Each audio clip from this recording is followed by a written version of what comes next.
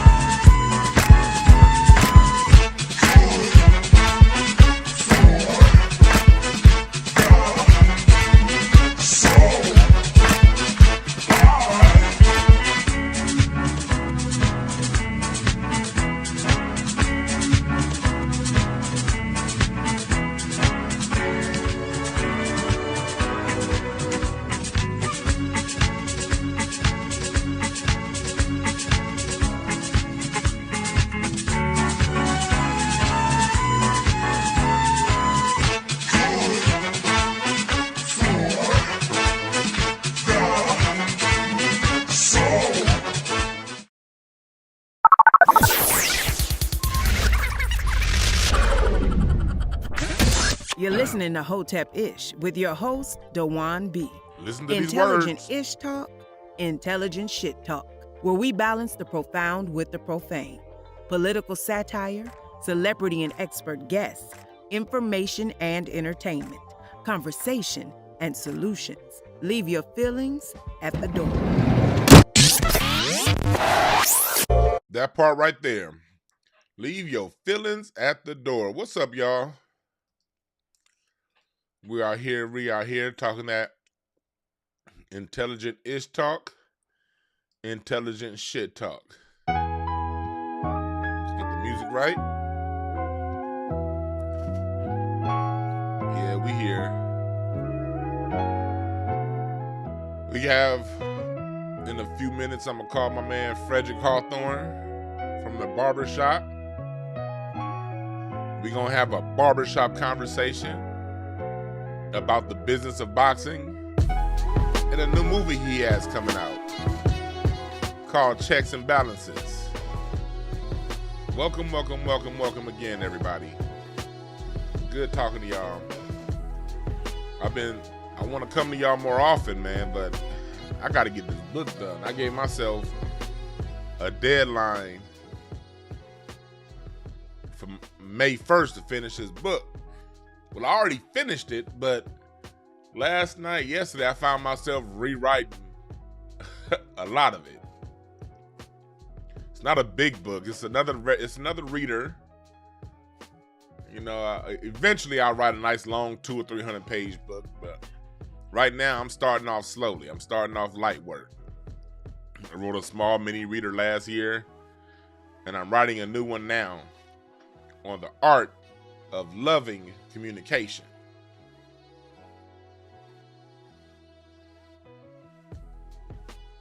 In this book, we will have a whole course on how to speak with loving communication. My Patreon subscribers are going to get that on the masterclass level, all of the classes. And if you don't want to join Patreon, I understand. The classes will be available per course, per class. And I think it's going to be a four-part course, because the thing in society today is people know what they want to say. They just have a hard time saying it. And if that's you know what you want to say, you have a hard time saying it. This course, this book will be perfect for you. Because people think, hey, just because I'm making this amount of money, the other person I'm with better listen. And that was cool with your Uncle John Henry back in the 1940s. But we're in 2022. And the best way to get what you want out of the people around you, and the best way to have harmony in your home, is to know how to speak in a loving tone. Know how to get what you want through the power of love, not intimidation. You dig? What's up, everybody in the chat room? Courtney G, Patrick Tyson, Star up in here, Amir L, Deep Impressions, Evan tapping in from Boston, P. Ralston, good to see you back in the chat room. What's up, Nikki the God? What's up, C. Vesey? Nino Black, 43. What's up? What's up, Lee Everyday? Travion Lamont. So yeah, this book is really gonna be centered around everybody. Really, a really short reader. Not long at all. Very easy to read. Straight to the point. With the art of how to communicate with love. And also the 5 love languages. You want to know your partner's love language. You want to know people's love language. The way you express love to one person is different than how you express it to the next person. That all needs to be broken down. What's up, Boxing First? DJ Slatterbite. Yeah, I'm about to get my guests on the line. We have a guest that I'm calling into. You guys on this channel, you're familiar with Fred from Barbershop Conversation. Always has great information, always has a great perspective. We about to get his perspective on this past weekend's fight, predictions for the future, and also we're gonna talk just boxing and blackness, the business of boxing, and how sometimes our blackness is used to be capitalized on.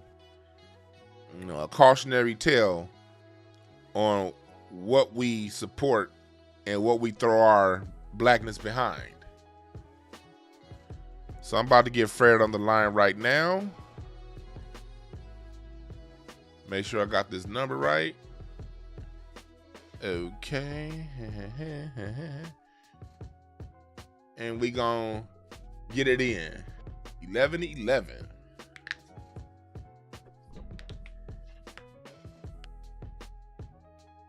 Because I said, hey, what's up? What's up, Fred? How you feel, dog? How you feel, man? I feel good, man. I feel good. Good to hear from you, brother. Oh, Everybody, this is Fred from Barbershop Conversations. I will have his channel tagged on here at the end of the video to make sure that you guys know to go and subscribe to his channel. We on Skype here. I wanted to do a camera thing, but I got my light thing ain't working. I'm actually kind of glad it ain't working because I didn't feel like getting on camera anyway. So what's up? What's up, Fred? How's it going? Man, I appreciate you, man. Obviously, we came off a good boxing weekend, and Errol Spence put on a phenomenal performance, and now boxing fans can get the generational matchup we've been desiring for a few years. You know, there's nothing impeding it now, and that's Errol Spence versus Terrence Crawford. Nothing in the way. Yeah, man. I thought Errol put on a great performance, and you know, and I look forward to seeing Crawford. You know what trips me out about a lot of boxing fans, about boxing in general? Like these people who just know who's gonna win the next fight. I know, man. Errol Spence ain't ready. I know. No, you don't, nigga. Calm down. We all have our preferences. We all have who we want to win, and I get that. There's nothing wrong with preferences. Right. But when you look out to it, like Errol Spence has been going through the gauntlet the last 5 years, while you know Terrence Crawford's been salt and pepper in his record. Facts. You're absolutely right. And to survive not one, 2 car accidents and an eye injury, I think Earl is under the impression that he is the closest thing to God. You know. Yeah. So I believe there's a piece of him that feels invincible. And I believe that there's a competitive gene in Terrence Crawford that believes that he too can beat anyone in the world. So it's going to be a middle of the ring fight, and it's just going to be a hellacious fight, man. Oh man, 2 men that want to walk forward, and 2 men that knows that the moment that they've built up is right now. And the loser of that fight loses a lot of integrity, shall we say boxing masculinity, if that's a term. And they will feel lesser than, because people will view them as a fraud, because it's not going 12. Yeah. It's definitely not going 12. No. Yeah. Not with those mindsets. Yeah. Absolutely not. I don't think this is one of those feel each other out for the first 4 rounds type fights. Hell no. And if Terrence Crawford starts slow, that's about 30 punches to the body. I don't think he can do that, you know? Yeah. And that's one thing that caution against Terrence. Terrence Crawford can oftentimes start slow, and he also can oftentimes leave himself open for big punches. It's just that since he's been at 147, he hasn't fought any punchers that can really take advantage of that. Right. And he's notoriously a slow starter. And 2, they call it like, oh, I got to feel him out. I got to download him. Well, if you download him, Errol Spence is going to export you to the damn hospital room. You know what I mean? So take your time and keep on downloading, because Errol is coming. Errol has proven that he's ready to rock and roll, man. And can't wait for that fight, dog. Yeah, I cannot wait. We gonna get to your film, but I want to talk to you about because I have this title, Boxing and Blackness. You know, the reason why I titled it that is because you've been doing a great job on your channel of highlighting how these promoters, on one hand, they know that how loyal black people are to boxing, and how we support our own real heavy in spite of what the narrative is. They don't. You see on a lot of these fight cards, it seems as if they'll have the black headliner like this past fight, but it'll be all brown undercard, or it'll be, you know, they'll allow these other fighters to basically fight no names and get exalted to the highest levels versus someone like an Errol Spence who fights everybody, but no matter who he fights that has a belt, that has a great record, it's not good enough. Talk to us real quick about that, about boxing and how they capitalize off blackness while at the same time marginalizing blackness. Man, you look at the NBA, 80% black, NFL, 70% black. The fastest man in the world has never been white. The baddest man on the planet has never been white. You know, the greatest athlete in the world has never been white. You know, and when you parallel that to boxing, look at Errol Spence's card. Errol Spence was the moniker, 40,000 people. And who did they highlight on the undercard? Isaac Cruz. Who was next? Rayo. And then who was the next guy? Some guy named Crawley who beat Josecito Lopez. Not one guy that was black or that had the chance of getting an Errol Spence, tapping in the Errol Spence fan base, was actually on that card. And people don't see the big picture because all they care about is giving other people their money. You know, all they care about is giving they bandwidth time. They don't really think about it from the bigger picture. Now, assuming Errol Spence's career falls to an end, who steps in and gets that Errol Spence monetization? Isaac Cruz, you know, Roja. It's not William Bradley. I don't know who he is, but or a guy like that who's coming up through the ranks. And I think, too, fighters need to be more conscientious of this. But when there's a man in a suit, whether it's Bob Arum, Al Heyman, Eddie Hearn, Oscar De La Hoya, their goal is to make money. They will never, ever sell their company for one fighter. Never. It won't happen. And these fighters believe that these men in suits have their best interests in mind. No, I want to be in boxing forever, young man. And I think your bridge is a little bit longer than some middle of the road guy. So I'm going to ride that bridge until we get to our destination, and then hopefully that will in turn give me another bridge to ride, you know, and that bridge will obviously more than likely be speaking Spanish, you know. Spanish sign. So is it a coincidence? Because I remember when Al Heyman started the PBC, you know, it was black, black, black, black, black, black, black, black, black, black, black, black, black. But you saw slowly, it started to become that, like not become that. Like I know you have, for instance, the Gary Russell and his brothers. Gary Russell, you have black fighters like Gary Russell who seem to only be able to fight once every 15 months. And his last fight, I thought he lost just basically because of inactivity.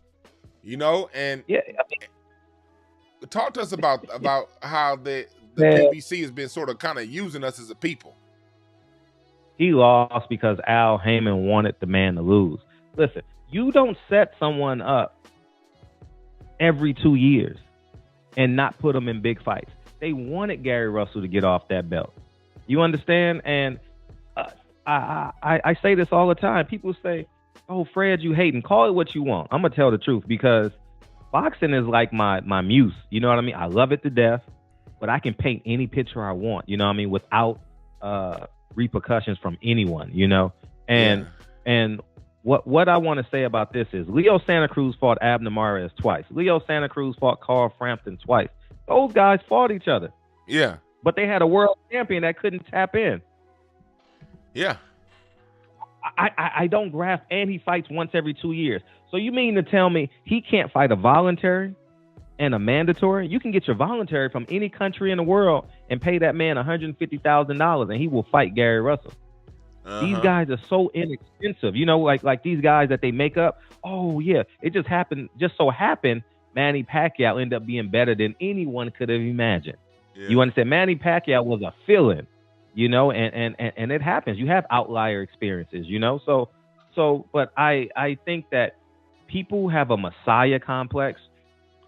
People have and I fall prey to that too. And once I got older, when you know better, you do better, you know. And I've because I used to blindly lead everything black. You know what I mean? Like, oh yeah, black, take my money, you know. And now I know better. And now when I look at Al Heyman, how did he protect Errol Spence? How did he protect Errol Spence man down promotions? He didn't, because there was no man down promoted fighter on that card. And when you look at it from a real perspective and not a fandom perspective, you will see that there's no difference between Al Heyman, Bob Arum, Eddie Hearn, and Oscar De La Hoya. And Floyd Mayweather is just somewhere in the middle of the ocean, just drowning, you know. But at the end of the day, there is no blackness in boxing. There is blackness in your quarters, like your friends and your friends of fighters, and how I can call a fighter and they'll give me information or give me an interview. But on a macro level, hell no. Hell no. Impossible. If that's the case, why would you offer Canelo $50 million? Why? Yeah. It don't make sense. They offered him all the money that Spence, Porter, and all those guys have been spending the last 7 or 8 years generating. It all kind of just got given to Canelo. And that's what I tried to explain to people, and people say, no, you don't. It's kind of like Fox in the 90s. I remember they had Martin, Living Single, and New York Undercover. Those were the 3 hottest shows from 18 to 35, whatever the demographic was. And in Living Color. And in Living Color. Thank you. And next thing you know, you get Rush Limbaugh. Next thing you know, you get Bill O'Reilly. You like, hold up. I thought Martin was the #1 personality on Fox. And you take it back to the 80s. You know what I mean? With NBC, they had Bill Cosby. NFL. Remember? They had Bill Cosby. My favorite one. What's her name? Whitney and all them different worlds and all those people. Yeah. And now they off doing other stuff. You know, it was, and people don't see how we just give our talent away. That's why you and I are rare. You know what I mean? Where it's cool, it's a great deal, but I don't want to give my talents to you for pennies on the dollar, and then you go maximize that shit. Like, I was watching the Colin Kaepernick thing before it started. I was like, Colin Kaepernick, what are you talking about? He says he was talking to I Am Athlete, and shout out to them.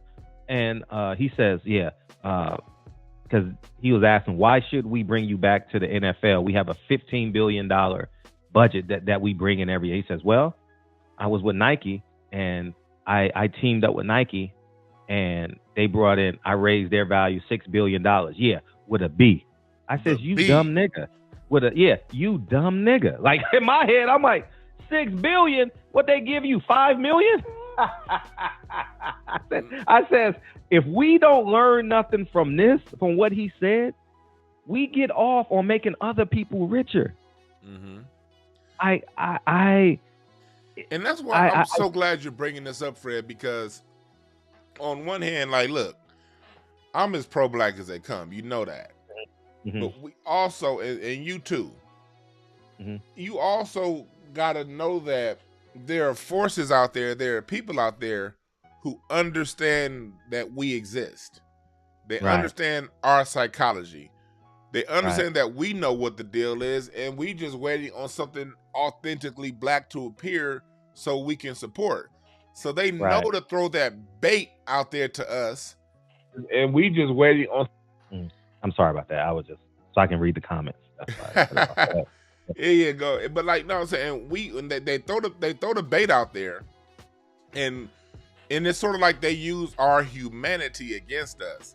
So when you see people like us out there, and I see you do it all the time, and me, and I'm sure I say things you don't agree with, you say things I don't agree with, that's irrelevant. Overall, what's the big picture? What can we come to, what's the common cause? And the common cause is we want to see our people do better. And so it's people out there who have power, who understand that, And they know that for the most part, we're going to jump on it if they throw it out there.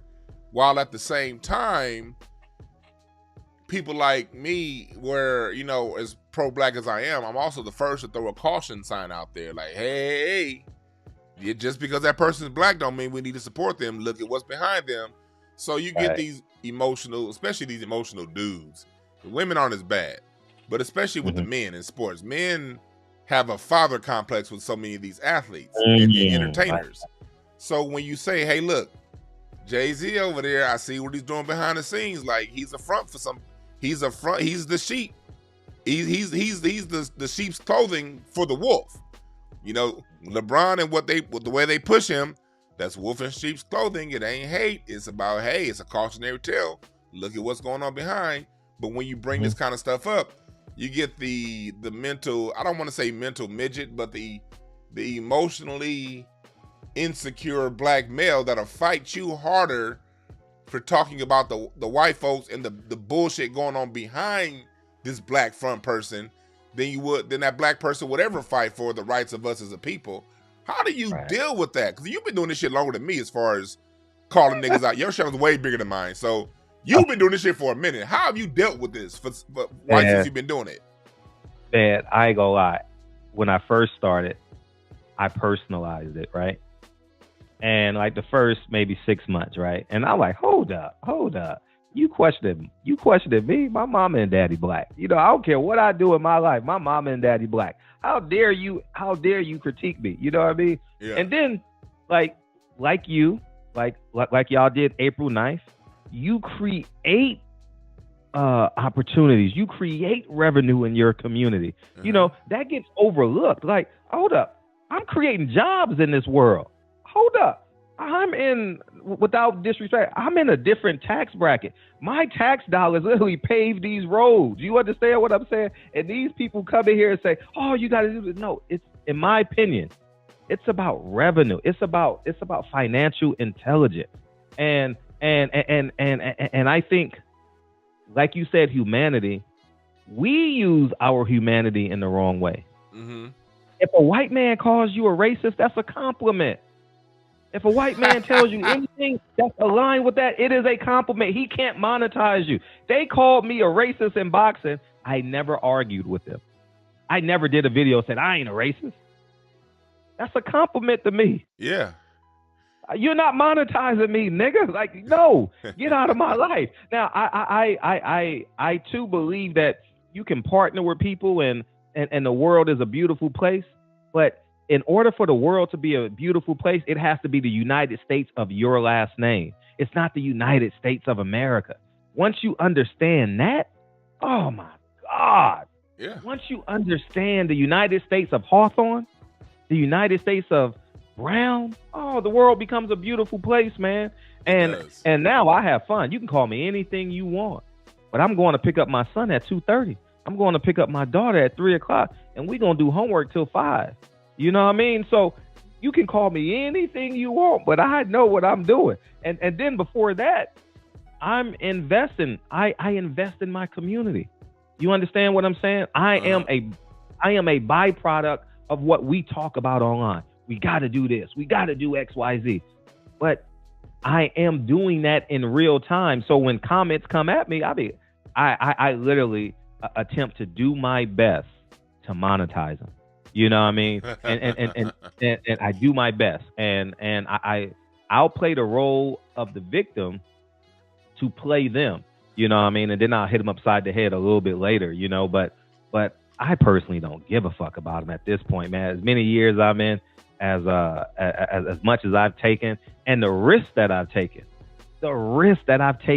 for black, they say, oh, you got to be this, you got to be that. I said, nigga, you wasn't there when I go to Golden Boy fights and I'm the only black media personnel there. You didn't buy my plane ticket. You didn't offer me a meal. You didn't say I could stay at your house. Malcolm X's 6 daughters out here hustling right now. You know what I mean? So fuck that shit, man. I stand away from that, you know, and I believe that if you are a part of it, show me financially that you have a vested interest in this. You know what I mean? If you don't have a vested interest in this, if your vested interest is a quotable, then you don't have a vested interest in this. Nah, you don't. Because if that's the case, you're just looking for the next conversation to tag your condescending comments to. No, put your money and your sweat equity in your community. I think that's the ticket. That is the motherfucking ticket. The fact that y'all sold out 2 shows, that speaks volumes. Like, I don't know. I don't care how much money you made, but let's say y'all made $30,000, right, at the gate. That $30,000 goes back into the community, and you brought the community out. People just see it, oh, it's just a show. Hell no, it ain't just a show. You know what I mean? Like, you're right about that. We have black vendors. We had, you know, Mimi, she's a regular on Craig Facts. She has her own alcohol brand called Poppies. She sold out of her Poppies bourbon. We had a black DJ who got paid. We had a black camera crew that got paid. We had black comedians that got paid. And we had black customers that hella enjoyed their time. You know, when we do live is a new concept, and those who come to shows live all had a new experience. Like, we're creating something new that didn't exist before, right in front of our face, and the people came out to show it. So it shows on both ends. The black creators who are providing this is still around, and the black audience who are there to consume it, they're still there too. And that they're like, someone asked a question, and I want you to answer this. I think I know the answer. I don't want to answer. I want you to answer it. Someone asked a question: do you think a pay-per-view with an all-black card will sell? Talk to us, Fred. Will it sell? Nigga, Errol Spence put 40,000 against a man you never even heard of. Will it sell? You know what I mean? I had a conversation with Wilder. That's why Wilder losing that fight was so important. Wilder kind of leaned on me. You know what I mean? Like, in terms of what I thought, you know, I shouldn't say lean. That's too powerful of a word. My opinion, right? And he said, man, Fred, that is a brilliant idea. What you thought of, where they just recycle one another. Errol Spence, Deontay Wilder, and Gary Russell fight 3 times a year on their own card. You X everybody out. Like, I want to have a sit down with Tank Davis, Shakur Stevenson, and Devin Haney. I says, don't you know y'all 3 can cancel everything out in those weight classes? Wow, I never thought. I just pictured that. The picture just came in my mind. You can cancel everything out. Everything runs through y'all 3. If y'all smart enough, if y'all selfless enough, if y'all big picture enough, you don't have to go nowhere. Bob, you can compromise Bob Arum. You can compromise Al, whoever is Al Heyman has tanked, and say, these are the fights that we want. These are our dates, but they don't think like that. They just happy to fight on ESPN. You don't have to fight on ESPN in 2022. You understand what I'm saying? It sounds cool. It sounds beautiful, but you don't have to. Man, listen, they're going to follow you, man. Wherever Tank Davis goes, you see him going from city to city, they follow him. 16,000 people every time, you know? And if they thought like that, you understand? Oh, man, it would, because people say, oh, Bob Arum's a racist. He's not racist if you keep on signing with the man. He's not racist if you still begging for his assets. He's not racist. He's an asset to you, is what you want. You're crying out for him to be an asset to you, because he's a racist if you're not signed with him. When you sign with him, oh, Bob, cool. You know what I mean? He's cool. Yeah, he does it. So I sit back and I laugh at this whole thing, and I see, like, y'all got so much power and don't even know it. And it just wows me sometimes that no one's ever told him this. Shakur Stevenson beats Oscar Valdez. He could go on a hate tour. Not a hate tour per se, but all Mexican fans, all Spanish-speaking fans not gonna like him. Monetize them motherfuckers. Yeah. And that's the thing. You know, my next fight... Go ahead. Oh, I would say simple. My next fight is in Los Angeles, so I can spit on you.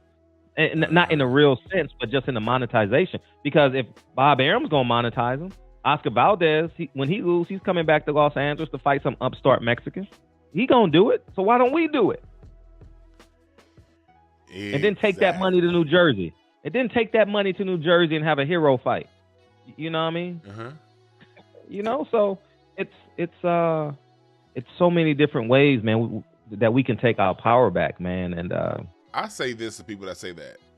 If you don't think an all-black card can sell, ask yourself what were the pay-per-view numbers like in the heavyweight division before Deontay Wilder brought the division back. You couldn't. Tyson Fury had a fight. Remember the fight he had in between the first fight and the second fight? He had a fight over here in LA. And it sold what? Like it was in like a 30,000 seat venue, but he sold what, like 5,000 seats? That fight that Tyson Fury had over here by the Coliseum. Yeah. So it was terrible. It was terrible. And versus like when you look at someone like Errol Spence doesn't get a push from ESPN. ESPN likes to act like he doesn't exist because he's not one of their fighters. And in spite of that, this man is still in 2000. I remember you pointed this out in 2020 when the pandemic was hit. Errol Spence sold more seats for his fight than Canelo sold for his. More pay-per-views than Canelo. Right.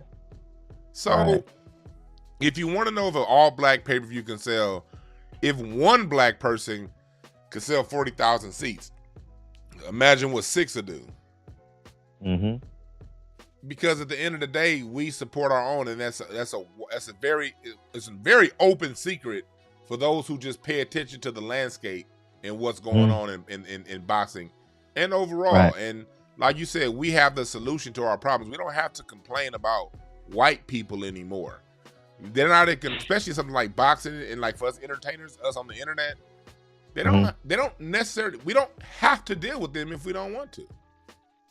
0%. And that's me as a whole person, as a 44-year-old man that pays his taxes, pays his bills, unlocks his front door, side door, back door. I don't depend on those people at all. 0%, man. You know what I mean? Like, we are literally in control of our own destiny. Like people get mad at me because I remember LeBron says, man, we are out hunted every day. I said, you just scared 20% of those black kids that follow you, man. Yeah. You know what I mean? Like, we are hunted every day. We ain't hunted every day. The police killed 134 black people last year. Rest to the dead. But if you listen to CNN and Fox, you think it's 30,000 people they killing. You think it's 10 people a day. Whoa, man, and you got motherfuckers like Hugh Dia. I just had to stop following that motherfucker. Every day is black trauma. Every day. I'm like, Jesus Christ. You know, like, we are doing great things, but we get 70% of the way and we sign our rights away. For example, why is Kevin Hart wearing a dress and the motherfucker's worth $500 million? Man. You understand what I'm saying? Like, what a fucking idiot he is. Like, I just sit back and I marvel at it. Like, we get to the last leg of the 4x4 and we say, hey, I'm just gonna go make a deal. You ain't gotta make a deal with nobody. You don't need no more promotion. You don't need nobody in front of you. You don't need no one behind you. All you need is your team. You know, and I just marvel at this, man. And like, you can't get canceled, man. You can't. Man, you see what Elon Musk is flexing right now. Elon Musk is flexing, man. He's destroying these algorithms, and he's putting people in power and fear. I can buy you. I'm gonna buy your business. I'm gonna buy Twitter. Oh, I'm about to control everything. You know, and I just wish we had that. Like, just go 100% of the race. You know what I mean? And it's just sad because people think they need to be millionaires. No, you just need to be independent. You know what I mean? It's an ideology. Yes, be independent, man. People want to be millionaires. It's great, but be independent, yo. It's the beauty of it, man. Be free. I always say this. I remember there's an old interview I listened to with Frankie Beverly and Maze, one of my greatest bands ever, my favorite bands of all time. And Frankie Beverly and Maze was, Al Heyman put them on. Marvin Gaye discovered them, and Al Heyman put them on his first tour with Marvin in '77.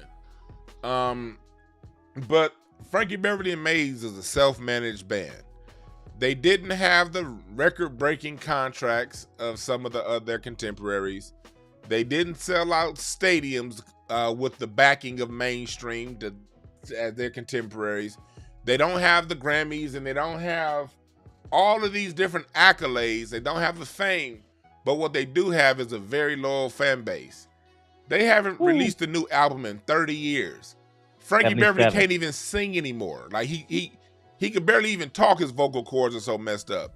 But every city he goes to, he's going to sell out those arenas because he understood that the people had him. And all of those bands that had bigger names, they had their music on TV commercials and movies, and they won Grammys in this. A lot of those bands have a tough time selling out a 2,000-seat arena when Frankie can go across the country and sell 10,000 seats everywhere he goes because he understood the importance of self-management, and he understood that the black dollar, when the black dollar is loyal, if you're loyal to the black dollar will be loyal to you.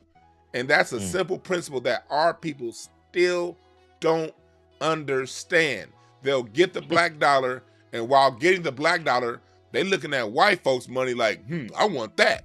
Not understanding, okay, that comes with their rule book.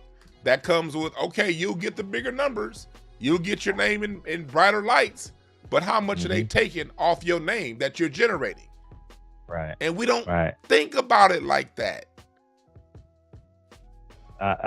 Truer words spoken, man. And I had a chance to see Frank Beverly and Maze. I played them damn near every day. We Are One and Happy Feelings is like my go-tos. And especially when I'm in the car with the kids. I had a chance to see them. Actually, Sam Watson took me to that concert, and I was actually with Maxine Waters, coincidentally, sitting next to Maxine.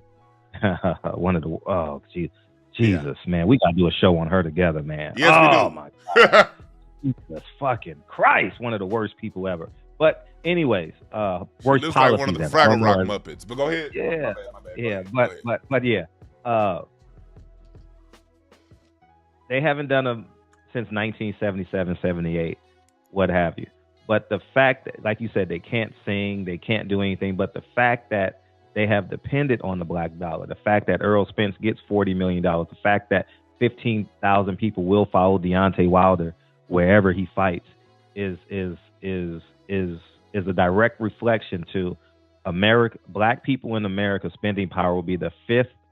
It fluctuates between the fifth and the seventh largest country. GPD, I forget the term. What is gross income? GDP.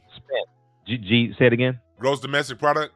Yeah, gross domestic product will be between 5, 6, and 7, somewhere in there, in the world, and we out chasing other people's. Pat on the backs. It makes no sense, and it's you hear the conversations now with these musicians and these artists, man, about how they don't own their masters. Well, you stupid motherfucker, why they call masters? Yeah, you're supposed to have a master. You know what I mean? So I sit back and I laugh. Like they say how much money they got, and they still don't have power. They still got to catch 200 planes a year. Like if you worth hundreds of millions of dollars and you still got to catch hundreds of planes every year, you're not. It's not worth. You're not worth $200 million. No, you're not. No. To the world you may be, but in real life, no. You are a loyal employee. That's what you are. Yeah. You know, at the end of the day. You're right about that, and they make you work like Stephen A. Smith. He got that big contract, but he's on ESPN 15,000 times a day to make the money. That's what I told Stephen. Didn't understand me and him. I gotta post that. I made Stephen A. Smith quit in the conversation, man. He just walked away from me. He just literally walked away. And I can't take it. I can't take it no more. I gotta post that. Those the same thing like with DL Hewlett. DL Hewlett, you got to unfollow. He just blocked me because he knew. He's somebody who, like, going back to what he said earlier about there are black people out there who just capitalize on black, like it seems like black suffer porn. Like that the more black people are suffering, that seems the only time they want to be pro-black and talk about blackness. When at the end of the day, we are doing great in a lot of ways. And we're not the victims they make us out to be. Look, and I tell people this all the time. when it comes to the white supremacists and these people who, because those people do exist, they are 100,000% out there. But let me tell you who the first people they are to go after. The first people that they go after are the victims, the people who carry themselves as victims. It's no different than the wild. The lion, the tiger, the biggest, baddest animals out there, the lion don't go after the biggest, baddest gazelle. He go after the gazelle that's limping, the gazelle that ain't paying attention, the gazelle who's too young to run. They always go for the softest target possible. So when you have your so-called black leaders out there saying, we're on the run every day and we're just scared, you're just making more soft targets to get picked off. Right. Truest word spoken. D.L. Hughley is one of the worst human beings for black people ever created. He tells you are a victim. He tells you to be afraid of the police. He tells you America isn't safe. And he tells you every day that you are 3/5 of a human being. And he doesn't get it. Or maybe he does get it. But the fact that there's no enlightenment, like empowering. D.L. Hughley is the man when Europe came to Africa. He was the man that they met when they came to shore. And he was the man that introduced them to all the business owners, to all the farmers. That was D.L. Hughley back then. And he's the same man in 2022 on Instagram. He is one of the worst. He is one of the worst people in terms of that has a platform, man. And he doesn't understand it at all. Like it just like he thinks he's bringing power to the situation. No, you're making us weaker. They know who to pick and give this. D.L. Hughley is picked and given this platform for a reason. Look at his character. I always say this. You judge a man by his character. I pointed this out on my show a few months ago. D.L. Hughley went on Sway to tell a story about how his daughter said that some man that he know touched her inappropriately, and he didn't respond. And according to his words out of his own mouth, he said, I didn't respond because I liked the guy that she was talking about, so I didn't know what to do.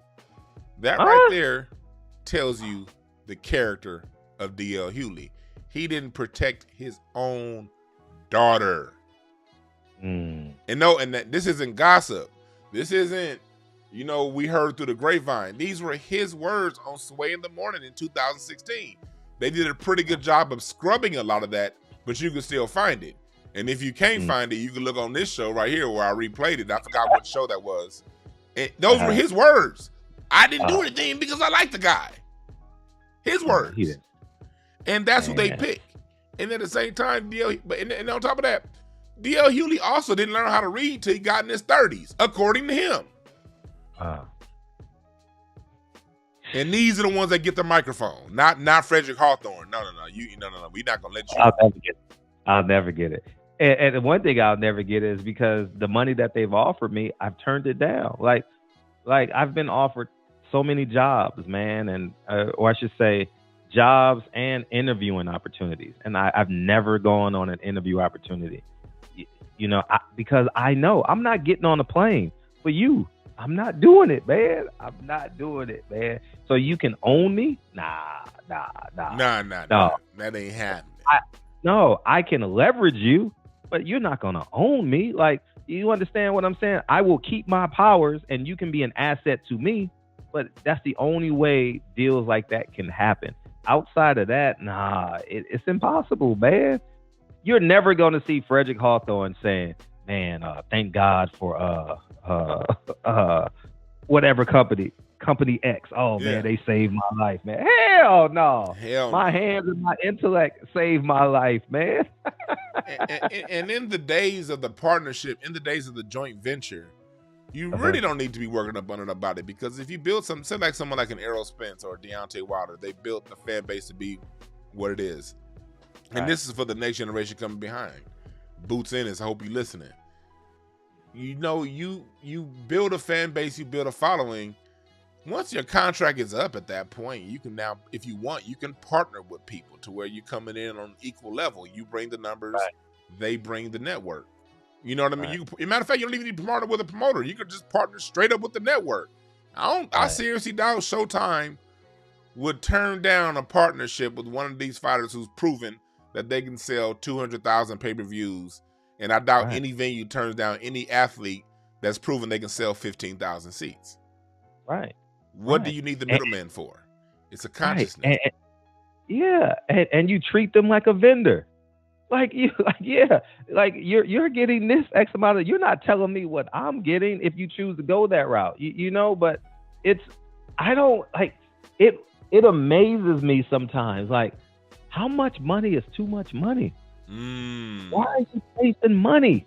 Like Kevin Hart and LeBron James and these guys. I'm like, how much money is too much money? Yeah, like, and it's funny because then the people, when you say things like, hey, look, when you're looking at a person like a LeBron, when they do speak out, they're speaking about what they're only going to speak on what's comfortable for white people to hear. They're not going to say anything outside of that. So you could say defund the police because there's a large segment of liberal white folks that want to hear that.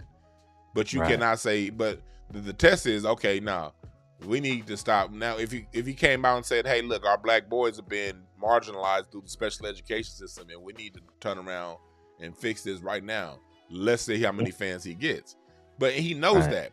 He knows that he's being used. And so I get that. I get that people are going to get thrown a bag in front of their face. They're going to be told to say whatever they have to say. Those people exist. When as a people, as a collective, we're going to start to read through these things? Because while on one hand, everyone's talking about these great things LeBron's done, a person like Carmelo Anthony has been top 1 or 3 athletes in the world for the last 15 years, donating salary to build houses, to invest in business. Carmelo Anthony's always at the top when it comes to doing things low key when it comes to us and helping people out. But because a white cameraman anchor don't get in his face and talk about it, it's almost as if we don't see it. It's like when we do get the fighters like a Deontay Wilder who do speak for us, if ESPN isn't saying it's a good thing, it's almost like we don't treat it as a good thing. We're almost waiting for the dominant society to validate our heroes for us. Right. It's utterly shocking. But LeBron James is a Nike guy. You know, like he thought. See, people congratulate him. Hey, you got a lifetime deal with Nike. He don't know Nike bought him for the rest of his life for pennies on the dollar. You get what I'm saying? Like, I'm like, LeBron, you're going to be worth a handful of $1 billion. You made a lifetime deal with Nike? No, you should have designed your own shoe in your 10th season, your 8th season. Oh, no. The Skype dropped. Let me call back. It dropped him off in the middle of what he was saying. Come on, Skype. There we go. Yeah, by your 8th or 10th year, LeBron should have said, hold up. I got 2 more years on this Nike deal. I'm LeBron James. I got 10 more years left. And I'm basically in control of this NBA. I can't buy the NBA. What I can do is create my own shoe. What I can do is create my own merchandise. I got 2 years left on this deal. Gotcha. We gonna go build a factory in a tax-free country, in a tax-free state. And because I'm LeBron James, I'm gonna get all this. I'm gonna get all this credit for taxes. And I'm basically gonna be the second mayor of that city. I'm gonna create thousands of jobs. And when my Nike contract is up, I'm going to drop my own product. And I'll have 10 years to promote it and make it as big, if not better than Nike, LA Gear, Reebok, Asics. You know, he's somewhere in there. May not be better than Nike, but he's somewhere in there. Off the jump. Day one, the man sells 200,000 units. Day one. And that's the thing. I always say, as critical as I can be of LeBron James, I still say he's the most underpaid athlete out there right now, because I don't look at what they pay. I look at what you generate. Mm-hmm. And relative to what he generates, his NBA contract is small basis points. The Lakers have a $3 billion TV deal. They get $100 million at the beginning of every season from their own private deal. They get another $100 million off top from the NBA's TV deal. So they're going into the season $200 million ahead before selling one ticket, before selling any merchandise or any of that stuff. They're already in the door with $200 million in cash. Jeez. They get to raise the price of their tickets and bring him in. He makes, not only does he make the Lakers all this money at home, every arena he goes to, the day he's playing, it sells out. He makes Nike all of this money. He makes Gatorade all of the money. When you look at LeBron James, should have been a billionaire 10 years ago. Mm-hmm. LeBron James should probably, when you look at what he generates relative to what he gets paid, LeBron James should probably be worth $5 or $6 billion now. Now, Man, if the deals were equitable. Oh yeah. He's yeah. I mean, it's just astronomical. People don't understand the money that they generate, and he generates billions of dollars for the NBA over his 17, 18 year career.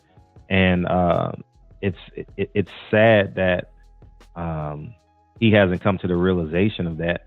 You know, I think he understands it now because he hasn't vocalized it.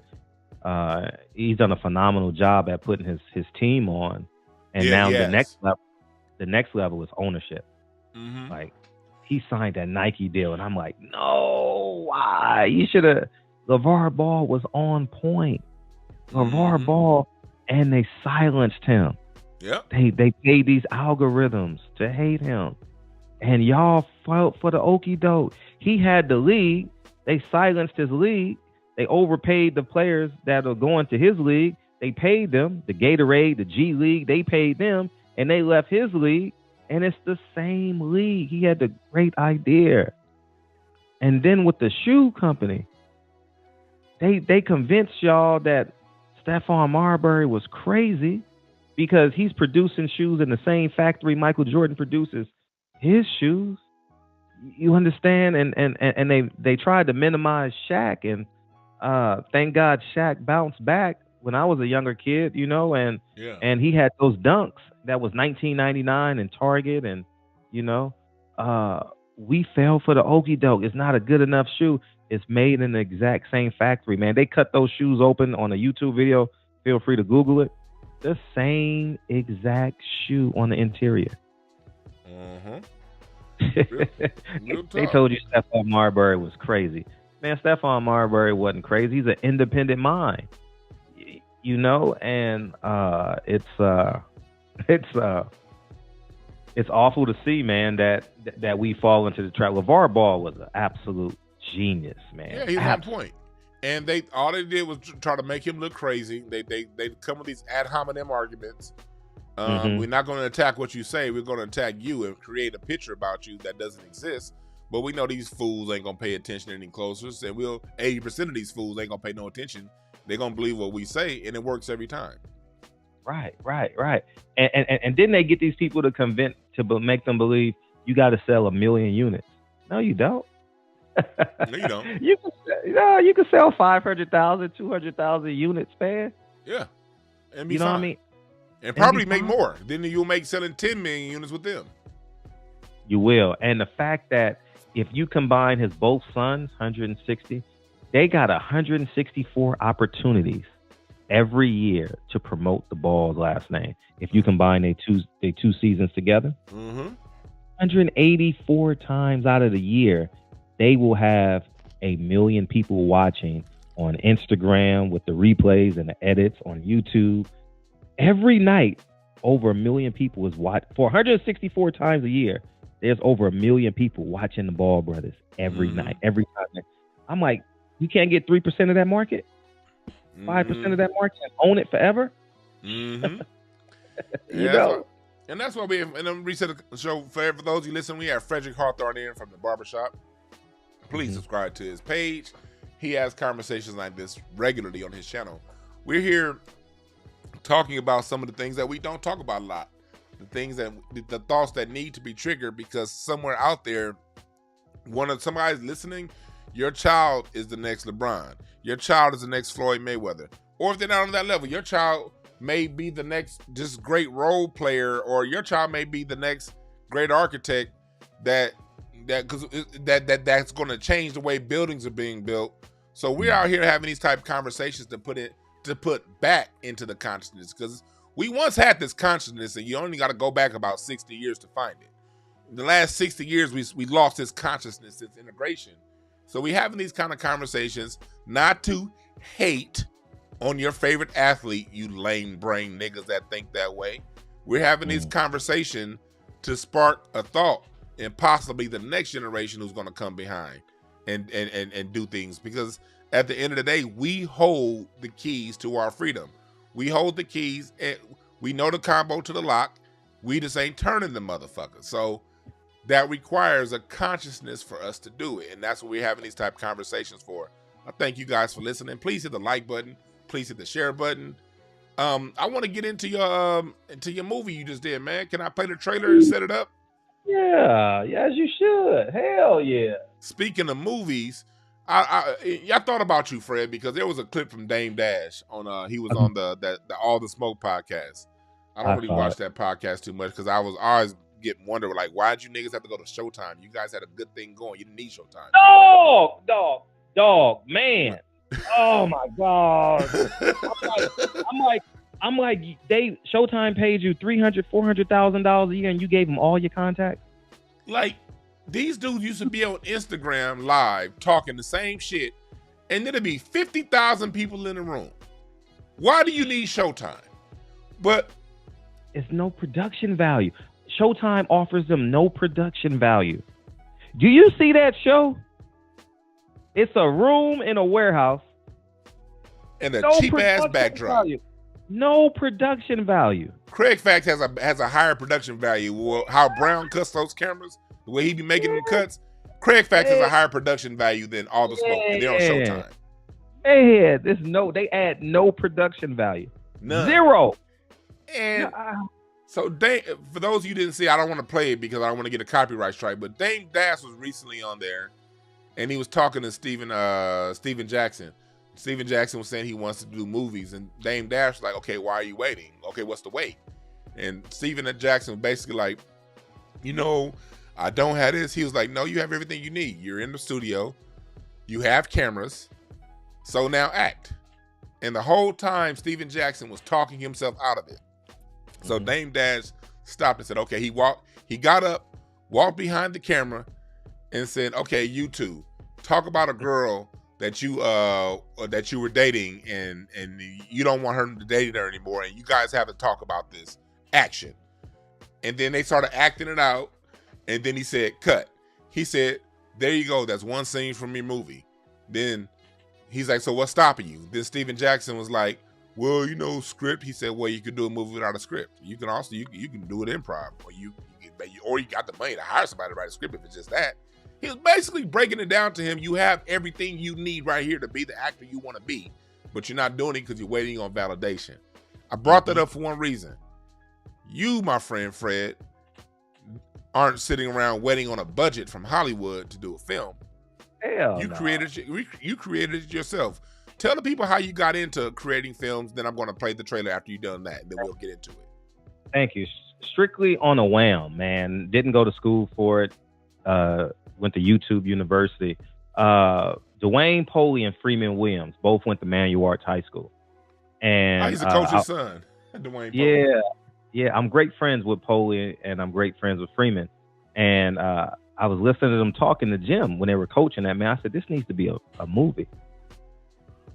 I put the money up myself, and we did it. I didn't call Hollywood and say, please, can we please? I was like, I've never done a movie before, Poley, but I think we can pull this off. And I went through my phone. Literally, you know how you scroll up your phone and you're like, damn, do I know anybody in movies? And lo and behold, my best friend's roommate was a PA at the time, and he wanted to get on, and he literally took the lead in terms of production, and I was in charge of the talent and putting the storyline together, and we actually did it. and it was a phenomenal piece.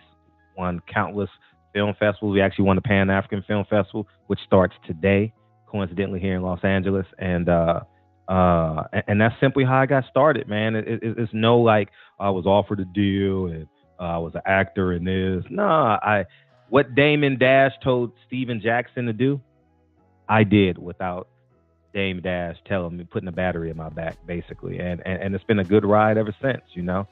And I just refuse to wait for a handout, because the same person that feeds you is the same person that can starve you. And I refuse to be that starving person. I remember when you used to give me $10, you know? That's not me.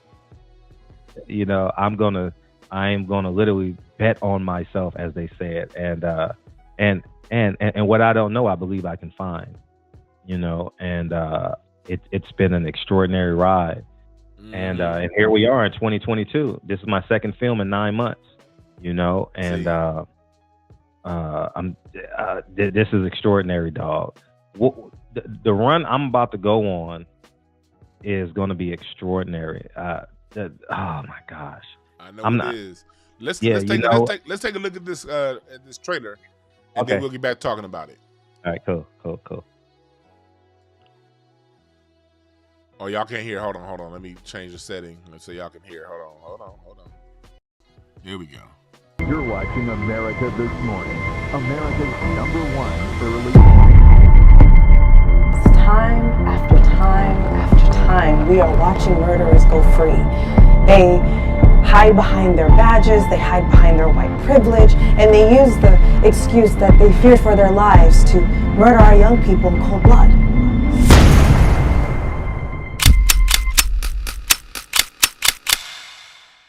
It's done.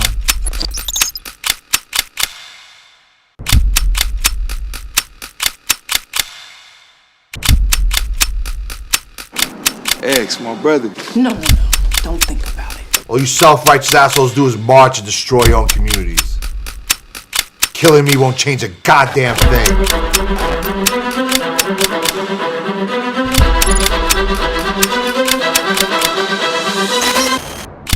It's a lot different when it's a grown black man standing his ground.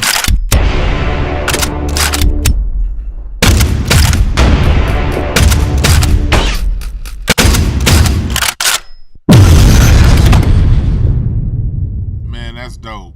Talk to us about Checks and Balances, man. Where did that come from? What is it about? And go ahead. No, thank you. Checks and Balances is something I've been thinking about for a long time. And basically, it's two young black kids that meet in front of the Apollo, male and female, and they fall in love in front of the Apollo and become high school sweethearts and make a pact to graduate from high school and then go to Harlem. And then they make another pact at Harlem, Mr. and Mrs. Jones. They say that they're going to become doctors and fix the harm that has been done to black people. And I wanted to get away from the poor righteous teachers. You got to be a revolutionary with no money, with dreads and uncouth. And, no money and dreads. Yeah, you know what I mean. Shout out to the Murd Park, and but I genuinely think that no, you don't have to be that. They are doctors, and what they do in this film, everybody talks about going to get George Zimmerman. You know what I mean? Everybody talks about it, but Mr. and Mrs. Jones, they actually do it, man. And that's it's just an astounding trail of how they put this piece together. Mr. Jones is actually named after one of my partners in media who lost his life this year. His name is Xavier Porter. Xavier Jones. Xavier Porter passed, so I named Mr. Jones after him. And it's just an extraordinary tale of, if you want to do something, you can literally get it done. And this is the most important film of 2022. You will never again watch a black man in a dress. You will never, ever feel emasculated. And I guarantee you that when you get done with this film, Mr. and Mrs. Jones will be somebody's hero. And it's a strong tale of what I genuinely believe on the inside of me. There are many things I would do if I knew you would protect my last name. And I'm just going to leave it at that. I would do a lot of things if I knew that hypothetically I go to jail, I would be a king. You understand? If I die, the Hawthorne legacy would be intact. There's a lot of things Frederick Hawthorne would do. But since I look at the King family, I look at Malcolm X's 6 daughters, and I'm like, we ain't there yet. So if you want to get there, Checks and Balances is going to take you there. You're going to laugh, cry, and be inspired. Your grandmother's going to love this film. This is a film your grandfather and grandmother has been waiting for a long time.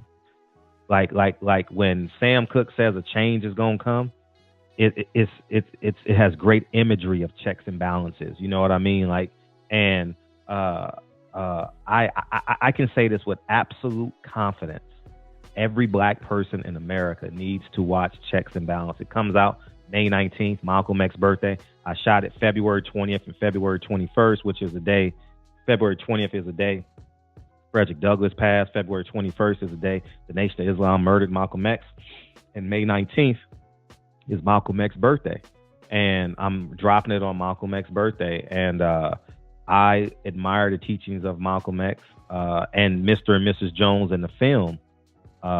Admire the teachings of Malcolm X, man. And y'all go to checksxbalances.movie, checksxbalances.movie, and obviously the X in Checks and Balances is in honor of Malcolm X and the unknown. You know, and when you watch this, oh man, I can't wait to watch this film with a whole bunch of black people. I can't wait. And I pray they're Jamaicans, because Jamaicans can't hold water. Yeah, bumba clot. Man, this film is, oh my gosh, man. It's gonna awake. It's gonna awake. Oh my God. Are you gonna have any premieres here in LA or around the country? Yeah. Yes. I will have one May 15th in Santa Monica, and I'm giving it to the community May 22nd. I think it's important to give it to the community. I think this film is that important. I think the last time we've seen a man this masculine is Lawrence Fishburne in Boys in the Hood, as terms of Mr. Jones. Oh man, yeah. And May 22nd, I'm going to screen it for free, so the community can come out for free. I am footing the bill. It's going to cost me a handful of $1,000 to screen it at in front of soul folks. And so May 22nd, we're literally working on that as we speak. And that should get finalized this week. And so May 22nd in Leimert Park on a Sunday. Hundreds of people should be there. I want to go to that. Yeah. And May 15th, it's going to be a private screening for the cast and media and whatnot, so we can get the word out on it. So yeah, it's let me know about that May 20th. I want to be there for that. What about for the people around the country where they're going to be able to see it? You know, once everything is out. You can stream it on Vimeo, Vimeo. But if you just go to, you guys see it on the screen. Is it there yet? Checks at www.checks, CHECKS, balance, BALANCES.movie, and it'll be right there. And it'll take you right to go order. You can watch the trailer again and do what you need to do. But it is it's the most important film of 2022. You understand? And I can say with a shadow of a doubt, every black person has had a thought in Checks and Balances. It ain't no wavering in Checks and Balances. Good. It ain't no fear. It ain't no, they not moving in fear. They not hiding. We go to Miami. And we do, and I'm taking all, when this movie dropped, Fred gonna get so much backlash on this film, and it's okay. I'm gonna take it all. We go get old Georgie. And I think it's important that blacks see that visual. It's so important that we say we kings and we won't kill a peasant. Get the fuck out of here, man. You know what I mean? So we say we kings, and then the minute, and however people fall on the side of the Will Smith situation, I ain't here to argue. But we say we kings, but he did what he did, And the first thing black folks said was, man, why you do that around white folks? Man, you don't do that. Complaining all this damn time about the Oscars not treating us right. Oscars so white. They this, they that. And then the minute a black man does something, again, you don't have to agree with what he did. But the minute it was the response, it was, he gonna make white folks mad. Now look what's gonna happen. He ain't gonna get no jobs. And like, which one is it, niggas? Why is the black experience always got to be validated by white men? Like right. My thing, like, I'm like, if you got a judgment, judge it for the situation and within itself. That's fine. But then when you start bringing in, like, well, white folks gonna think, and you ain't gonna get no job, and black people, this gonna hurt us, and this gonna put us back 30 years. Like, dude, if him being a model example on how to live life properly for the last 30 years didn't mean anything positive, him slapping somebody for 2 seconds shouldn't mean anything negative if you have a logical mind. And again, like I say, you think what you think. I don't care what side of the fence you fall on. But don't come to me talking about, look who white folks gonna think now. Get that shit out my face. I'm with you on it, man. I've never cared, man. Like, I'll be honest, man. I've never cared. Don't waver on my position. And I think we all need to be that way. And it starts in the home. Yeah. And guess what? Checks and balances start in the home. They both had their parents. Mom and dad on both sides were successful. They're successful doctors. They love one another. They not going around begging for deals. I gotta get on. No. They are moving with absolute confidence in their absolute power. That's dope, man. Yeah. I fully support this. It ain't no bucking. That's why I said, man, listen, it ain't no bucking in checks and balances, man. It ain't no bucking, man. Man, Dejuan, you gonna, I swear before God is my witness. You may shed a tear in this film by how strong it is. I have a scene. I have a scene that can win an Academy Award. This film would win an Academy Award if I was with Warner Brothers. This would be the short film of the man. Listen. I have a scene in this film with a nurse, and I cried writing it. It's your grandmother is going to look at you and put her head on her shoulder and say, "Baby, I've been waiting on this for a long time." And when the white people complain, it's not for you, nigga. It's for the king. It's for the lions we got in our community. We need to start roaring. Yeah. And that's what checks and balances is going to do. I have no doubt that every man that feels like he's a man will enjoy this. D.L. Hughley is going to be like, why you had to do that? That makes it even better. Why you had to do that, man? You know, D.L. Hughley was the one when the California reparations claim came out saying it's going to be lineage based. He was the main one questioning, like, what's this? Like, you talk all this black victimhood, but then the minute black people set up and say, okay, it's time to pay for your injustice, now you, now, you don't, I don't know about that now. Which one is it, fool? Yeah.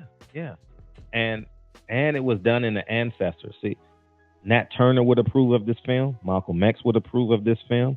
1967, Martin Luther King would approve of this film. I'm glad you put the years up there. 1967 post.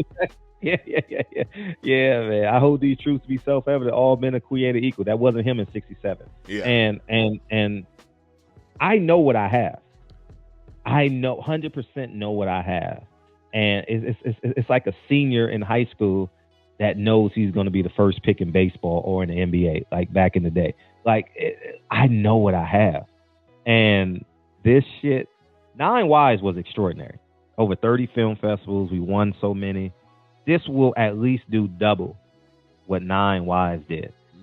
And Nine Wives, I got a handful of death threats and whatever the case may be. People wanted to kill me and this. What I've done with this film is nothing short of fearlessness, is nothing short of greatness. I did this film and I knew I was the GOAT. Like, I know there's no filmmaker in Hollywood that could have produced this film but me. This is a one-of-one experience. It may never happen again for another 100 years, but that's dope, man. What? No, I know what I have. Yeah. I know exactly what this film is going to do because I created it. I went through every emotion creating this film. Not in terms of fear, never fear, but like you laugh and you cry because I got to do the research and I got to make every syllable in this thing as factual as I can. You know, because it's some historical content in this space that is extraordinary. But for the contemporary, baby, since this is 2022, y'all gonna love that George Zimmerman scene. You're gonna love that George Zimmerman scene, and it's gonna put a battery in your back. It's gonna put a battery in your back, and it's going to save lives. It will indeed save lives because it's going to empower you. It's going to relieve you of that white supremacy that you have, that fear. Ain't no fear. Ain't no fear. Fear. I'm glad you said that because when we talk about the term white supremacy, people act as if it's something that's always been here, always going to be here. Really, the only thing that's kept white supremacy alive has been our compliance within it and us acquiescing to allow it to happen. Supremacy only means they're in a supreme political position, a supreme position when it comes to, their freedom, their freedoms from law. They've not being prosecuted from the same way we're being prosecuted. Right. But when you look at history, every single time black people say, you know what, enough is enough. All it's taking just little small uprisings here and there to shut them all the way down. And the thing that gets in the way of that is our confidence within ourselves and fear. Fear. Every time black people have sat down to fear of this system and challenged the system, head up, we've won. But that's why they push these type films that they're putting out right now with Billy Porter wearing dresses and putting dookie stains all over the damn film with all that, the way he likes to get down, and every black man is.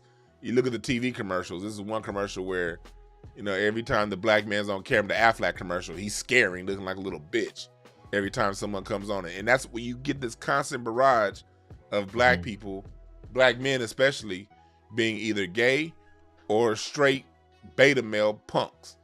And they do that to continue the fear and to keep the fear going. So a film like this, it doesn't take a whole lot. It just takes a little bit of truth to counteract a lot of bullshit. And so I think a film like this is going to be essential and helpful in that goal. Just a little bit of truth. Man. Oh, man.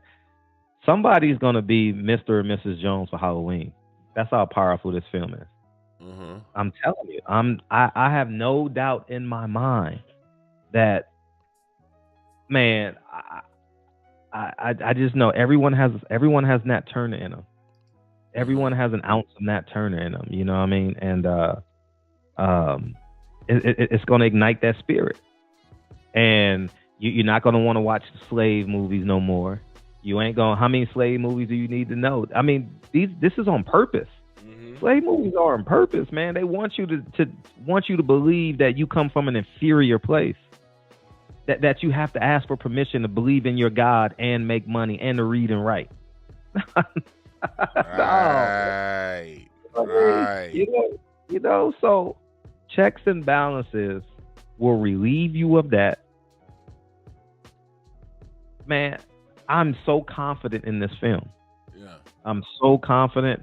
This is every conversation in the barbershop, every conversation in Leimert Park, 125th Street in Harlem. Oh, man, Chicago. And, part 2 of Checks and Balances is going to blow your mind. It's already part 2 getting worked. Okay. Yeah, part 2. Yeah, I'm going to get them Bloods and them Crips in part 2. I'm not playing with them niggas, man. You know what I mean? I'm not playing with them. They destroying our communities. You know what I mean? And I'm so glad you brought that up because both of us, I'm so glad you brought that up because I am a Crenshaw, and I've lived most of my life either off Crenshaw or off Slauson. My whole life. Right. I've always been, for the most part, on one of those streets, up and down, east and west. I've been on the good side of Slauson, and I've been on the shitty side of Slauson. I've been on the good side of Crenshaw, and I've been on the shitty side of Crenshaw. I've been all.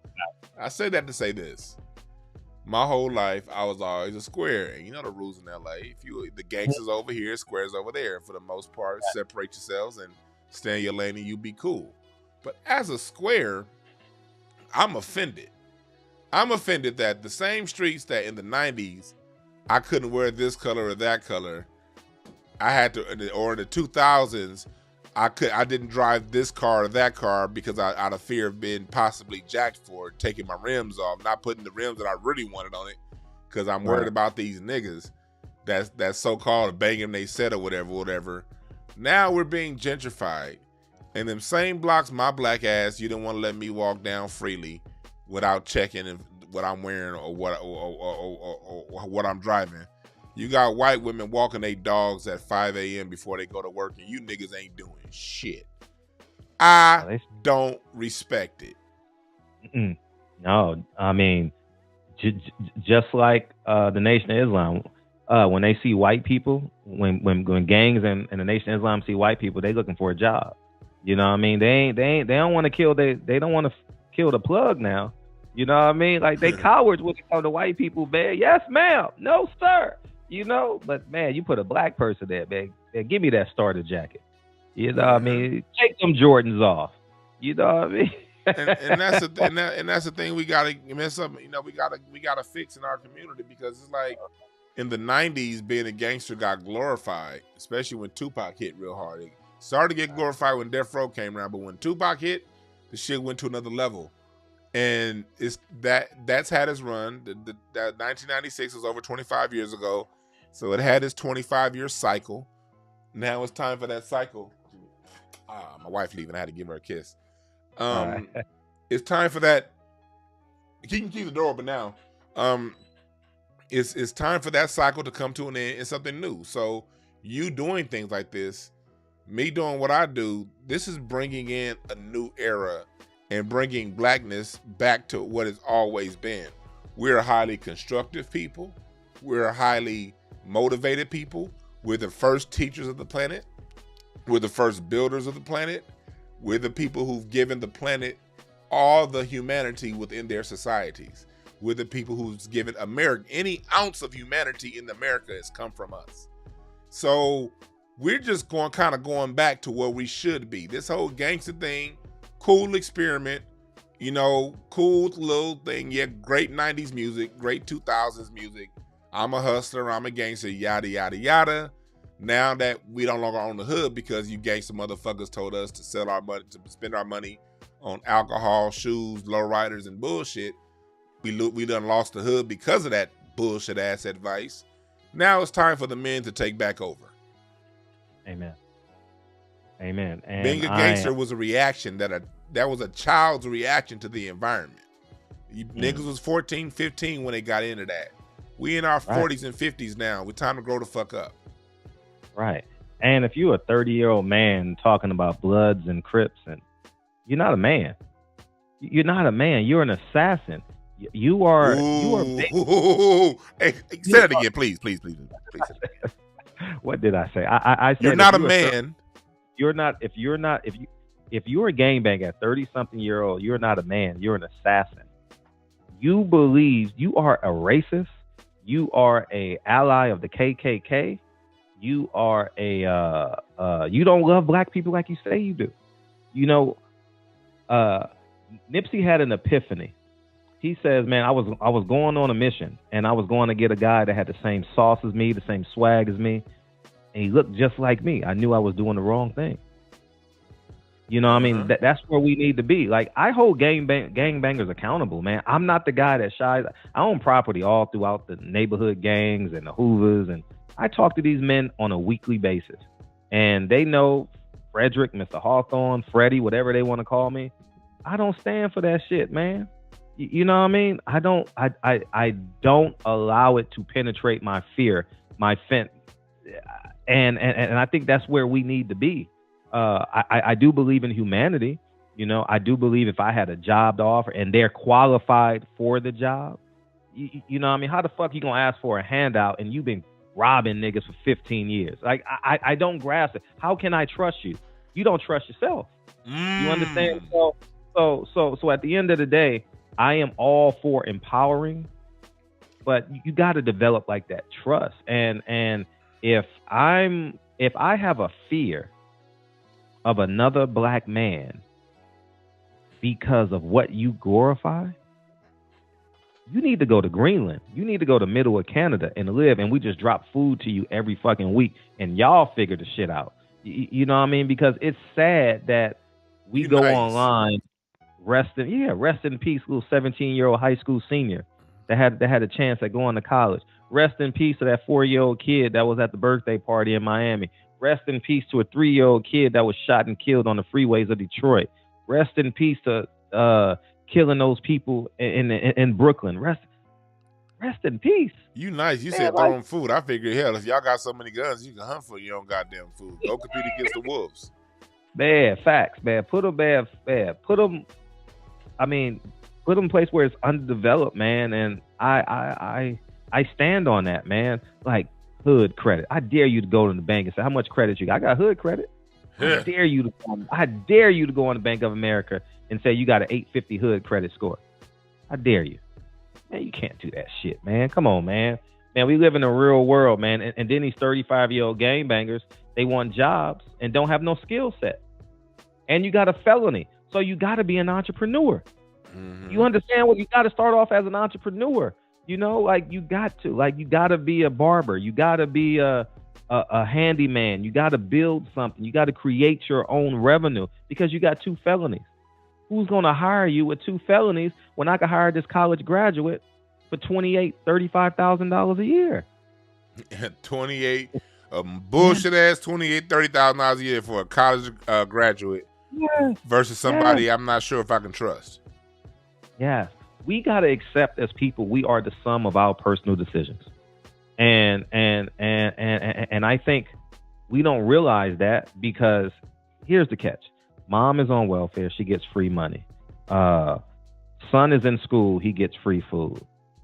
And that mindset carries on to your adulthood. Well, I got to get something free. I got to get something free. So we're taught to work the system. We're taught to work Section 8. We're taught to work unemployment. You know what I mean? Workers' comp. And, like, you know what I mean? Build something, man. Build something. Build something. Yeah, and I am an ally.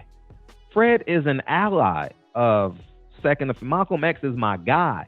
He did close to 7 years in prison. I am an ally of that, but I'm not going to play victim with you. Yeah, I'm not playing a victim game with you at all. That's it. You come to me. Yeah, you come to me as a man. We men. Yeah, yeah. Mm-hmm. You just hit on it right with playing valid because I'm not here to judge people who have felonies. Look. Most people who got in the system that got into it at a young age, before their brain was all the way before the age of 24, when their brain is fully online and the reasonable cortex of the brain is fully working. So it's a lot of things that go on societal wise that made you make certain decisions as teenagers. Like I get it for those who out there who bang. I'm not here to shit on y'all. Like I work with kids. I've seen children as young as 7 and 8 years old have to go out and sell candy to buy their own drawers and school socks, and they're only 7. And you're only gonna sell candy for so long before it gets upgraded to drugs or something like that when you reach those preteen years. I get how environments could have caused people to go into certain situations. That's why Fred said what he had to say, nigga. If you over 30 and you still doing it, nigga, now we got a problem. And you know what I mean? Because it happens, I get it. And it's something that in our community we will continue to clean up, but the way to clean it up is to build our community and to build our economy. The way you're doing with your film, raise awareness, the way you do with your channel, the way I do with my channel, working with the youth, what I do with my company, Breakthrough Advocacy Services, and what I've been doing for 25 years, reaching back to those who may not have had the chances that we have had. We need to do all that. But at the Right. same time, with the conditioning being the way it is, we're still not going to fall back and allow you to make that as an excuse. You go through what you go through to learn from it and grow up and fix it. And if you still going around using that upbringing, and you in your 40s, you in your 30s, you in your 50s, and you still have not chosen to mature, you're the problem. Big problem. And how about your experience about you paying your way through college, working at a bank? You understand what I'm saying? And learning the rules and the regulations and of how to buy and not buy and take out loans and how to buy property. You understand what I'm saying? At some point, we got to be held accountable. Thank God you had parents and that force fed you independence and accountability. So you paid your way through college, and in my turn, you bought a car. I remember I watch y'all all the time, so I get y'all stories. And but it's at some point you got to be accountable to yourself, man. And you got to be accountable. Because you're right, I did that. Like, I was a very, very terrible dyslexic. I tell people all the time, in high school and college, it would take me 45 minutes to read 2 pages because my dyslexia was so bad. But I knew what I wanted to do, and I knew I wanted to win. And in spite of my dyslexia, in spite of me having a C average my whole time through school, I used to study to get C's in school. People don't understand that. I studied to get a 70% on the test. And I did. And I always tell people, I never missed one homework assignment. And I would get 6 sometimes for not miss school, but I would still make my homework. My first time ever missing a homework assignment came 2nd semester, 11th grade. That's how much work I put in school just to get C's. So I was highly discouraged. But at the same time, I knew that there was more for me. And my parents didn't have the most money, so I went to the junior college route. Then I went to the state, and then went to the Cal State system, and I paid my own way through cash, and I won. So I know what it's like to have obstacles in the way. Was my obstacle is different than your obstacle, but I know this: whatever obstacle you have within you the solution to overcome that obstacle, if you so decide to access that and not allow that obstacle to become an excuse for you to fail. Right. No, you're absolutely right. And what I said earlier, you are the sum of your decisions. And I root for the underdog. Like I think it's inherent in all of us to root for the underdog, man, and want them to succeed. But if I'm bringing $100 to the party, and you're bragging about you're bringing no money, but you're bragging about what you're wearing, you get what I'm saying? Like, you're the problem. You know what I mean? Like, yeah, man. So I think we all got to be accountable to ourselves and see the big picture. You know what I mean? I used to have friends that will pay $1,000 to go party in Miami, but I say, man, let's 5 of us put $5,000 in, and let's go buy this property in Palmdale. Nah, man, that's too far. Nigga, you just was like, get on the plane and go 3,000 miles, man. Come on, man. Give me a break. You know what I mean? For possible pussy. You know what I mean? Like I got 2 possible pussies and a maybe. You know what I mean? Yeah. You know what I like mean? a game of spades. Yeah, exactly. You know, so and that's why I think checks and balances is so important, because the accountability within them to plan, to prepare, and to actually do it. Oh my gosh. Mr. and Mrs. Jones, like for example, y'all fall in love with Wakanda. Wakanda was colonized at the end of that fucking movie. What are y'all celebrating? The fuck y'all celebrating for? Man, y'all motherfuckers wearing whatever y'all wear. But Wakanda was colonized, yo. Mr. and Mrs. Jones don't get colonized. You know what I mean? They go live their regular life. I had a writing partner. This is how great I know checks and balances is. I had a writing partner. I had a writing expert. What do you mean? They can't just do this. This is my fucking movie. What do you mean they can't do it? Well, something has to happen. They got to be traumatized somewhere. I said, no, they wasn't molested as a kid. They had great parents. No, they didn't live in they lived in the house. they didn't succumb to gangs and graffiti and their best friend didn't get killed at 13. Nah, we're not doing that. Mm-hmm. Nah, we're not. And then they didn't go to jail and then become a lawyer. Nah, we ain't doing that. Nah. This is something that they wholeheartedly, Mr. and Mrs. Jones, wholeheartedly believe in. And guess what they do? They fucking execute. They execute the plan. Yes. And I say execute for many different reasons. They go execute and persecute a whole lot of historical figures. And y'all gonna be ripping and raving and running. Y'all gonna be amazed at I ain't gonna lie, man. Y'all gonna be amazed I did this film, dog. I'm just saying. I got a couple questions before go we got. Now I want to wrap it up pretty soon. I know you got stuff to do today. I got a couple questions. One, I see you got my man Glasses Malone doing the soundtrack. Dope person. He's a good dude, you know. Yep. And talking about someone who came out of the streets and he always had the talent. Because that boy, I remember when we had him on Craig Facts, he knows how to market his ass off. And he's a great writer. Like, he's someone who used his skills in the streets, and now he's using it in the mainstream. Because it goes to show you, a lot of our street dudes got major talent. They were just not pointed in the right way. Talk to us about working with Glasses Malone. Oh yeah, Glasses Malone, man. I hit him. Here's how great Glasses is. Glasses is a big boxing fan, so we got a heavy text thread, you know. And I was like, man, Glasses, can I use your music for this film?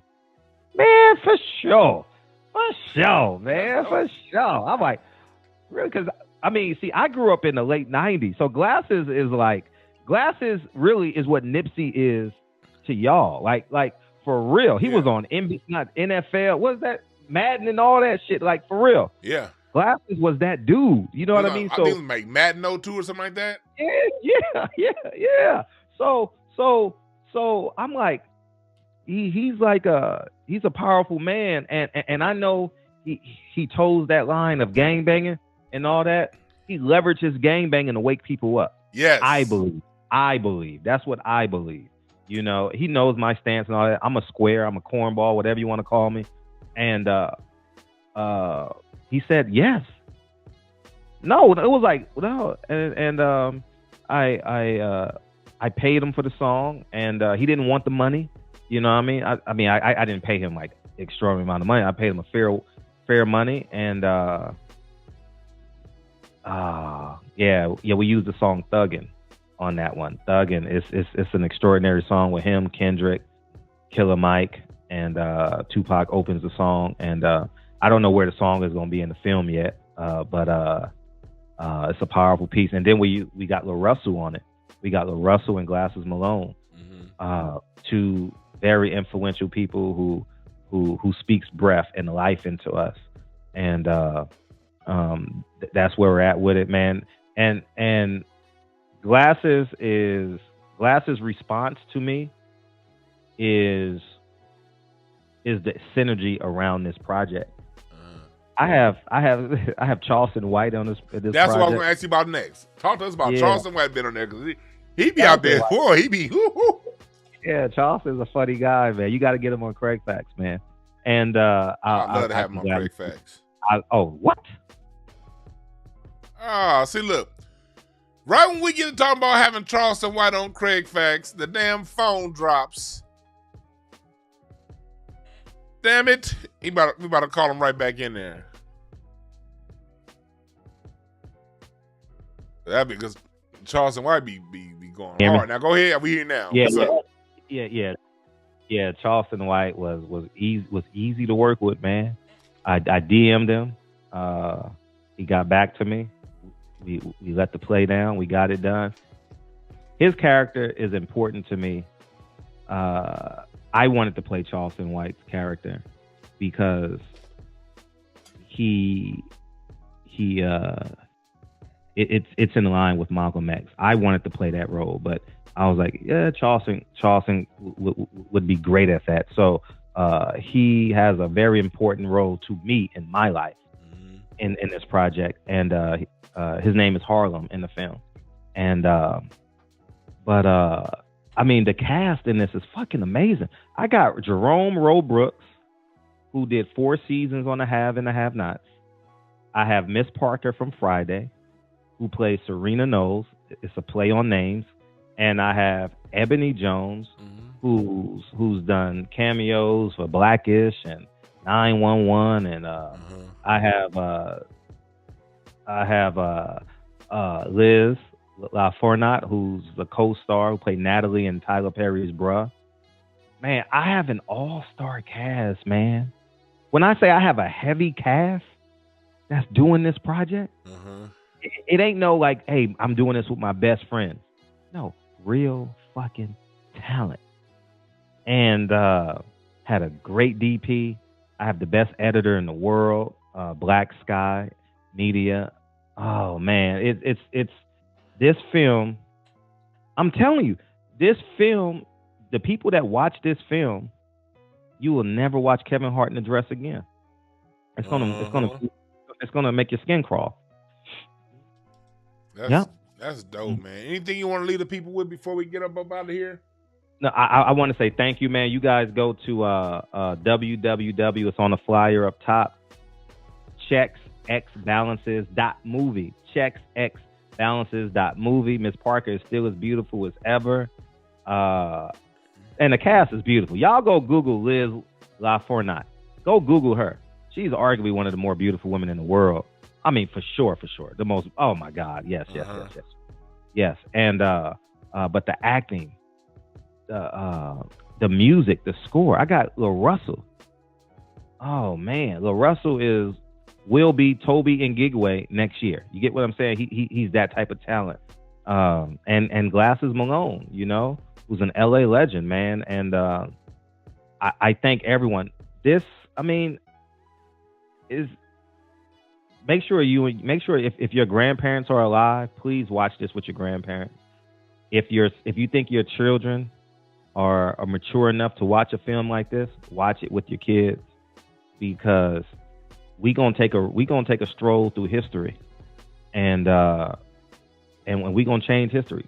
We're rewriting history in real time, and I thank you for offering your platform. I'll be on Craig Facts later today too, so I'm gonna drive up there, and I can't wait to be around y'all, man. Y'all got the best show on period. You know what I mean? On YouTube, man. It's the best show ever, and I can't wait to share that platform. As excited as I was to come on your platform, man, and. Thank you so much, man. It really means a lot.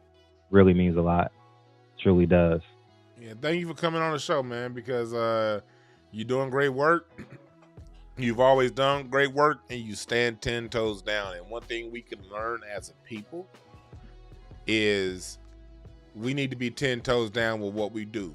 We're not going to always, because a lot of times adults live in this fantasy land to where they think that we always have to agree on every single topic across the board, and if you disagree with me here, that means you ain't black enough because I think this is important and you don't. Why you talking about the Nation of Islam and all that stuff that you had to deal with?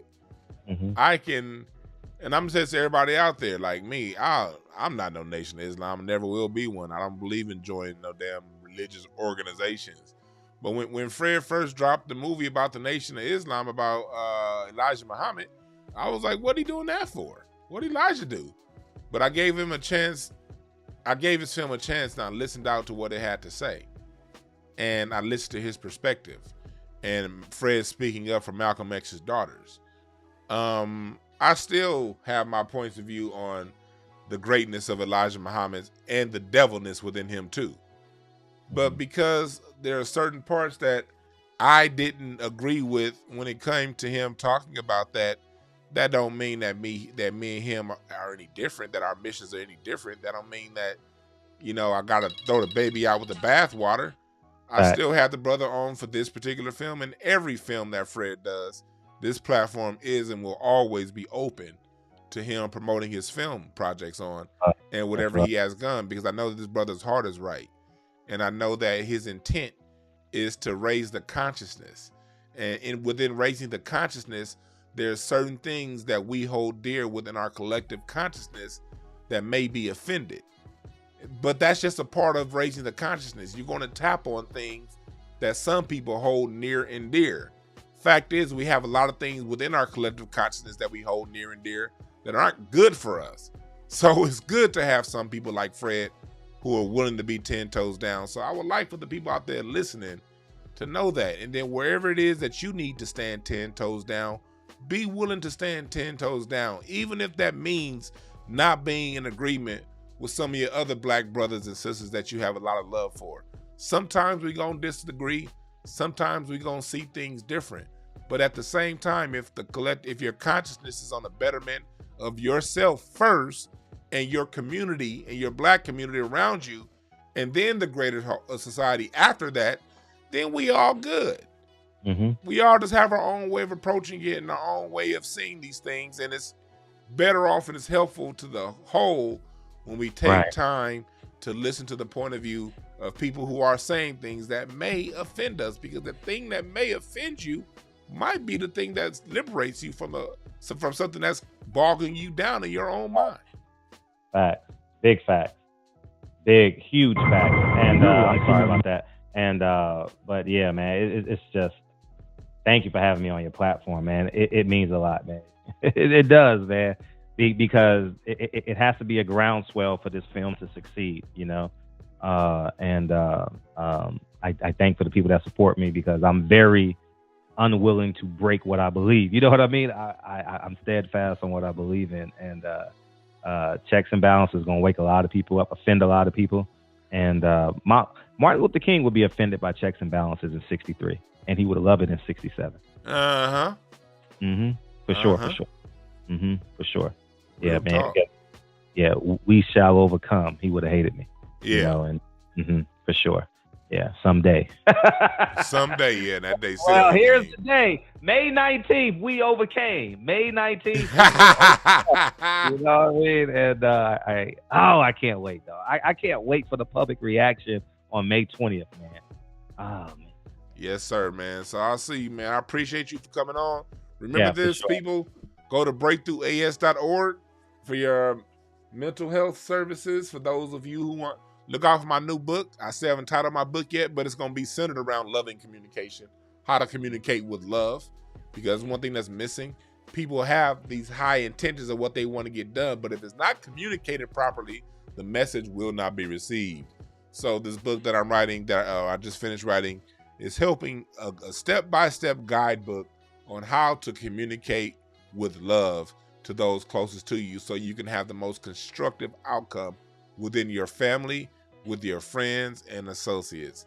We're here to help, you know what I mean? But by being here to help don't mean that we perfect.